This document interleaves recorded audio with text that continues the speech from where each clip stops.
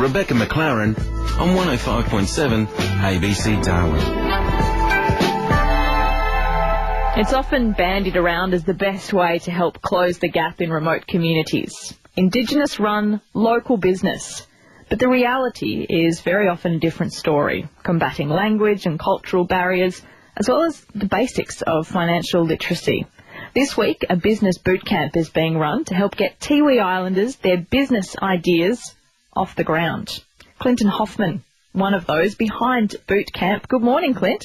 Good morning, Rebecca. How are you? Well, thank you. How many graduated yesterday afternoon, Clinton? Well, we had 10 go through a pretty intensive sort of five days. They came over on Monday all the way from Tiwi, and a great man passed last week in Tiwi, so that the commitment of 10 of them to come over and focus solidly on their business just shows how much they're sort of they're focused on being in business. So yeah, 10 went through the program.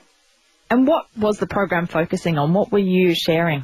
Well, so essentially it's a real sort of a game changer, because I explained to a lot of southern mates that, you know, fishing's been a traditional sort of activity for Indigenous along our coastline for thousands of years, but it's been sort of cost prohibitive for them to have a commercial licence, so they actually haven't been able to use their traditional skills to make money. So in the last year, there's an Aboriginal coastal line licence has basically been brought about through the Fisheries Department as part of the Blue Mud Bay case, essentially, which allows Indigenous fishermen to catch up to 5 tonne of fish a year. So essentially that allows a real small step into sort of commercial fishing. So something we'd see in Bali, for instance, an Indonesian fisherman catching his catch and selling it that day at the markets is something that will happen on the Tiwi Islands as a result of this licence. So yeah, so essentially the boot camp was to wrap business skills of their traditional fishing skills. And are you hopeful, Clint, they'll take that knowledge home and then help mentor other locals? Well, look, I think a big thing that came through was the fact that, you know, their kids and their family are going to see them actually, you know, going out a hard day's work, you know, fishing the tides and coming back and selling those fish sort of at the Stanley Tippaloola Oval or on the boat ramp type stuff. So I think they will, just the fact they're going to be something to focus on from a business point of view, but secondly, really sort of giving those skills around, you know, planning. Well, what is planning? You know, was planning to fish 100 days out of the 365 to get your catch, and just basic financial literacy about, you know, stuff that I could probably do well to learn, you know, what goes into your business account is your business's money, and you can only pay out what your business expenses are. So doing activities around bookkeeping and things like that this week as well, which is real sort of watershed stuff. We saw on Four Corners this week devastating tales from a number of remote communities that have been ripped off by unscrupulous businessmen, basically because some communities had signed documents they didn't understand.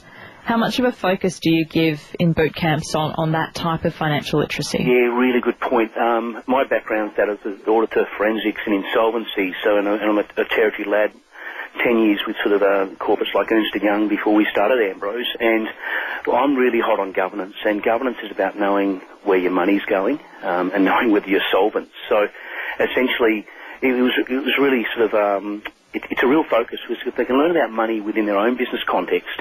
A lot of these guys, say Gibson Farmer sits as chairman of the Tiwi Land Council, so, you know, anything he learns around financial literacy and governance from a small business perspective, it parlays straight away into, you know, him being chairman of a rather large organisation. So, you know, I think understanding finances is a big thing, and that really came Four Corners report, is financial literacy and business literacy.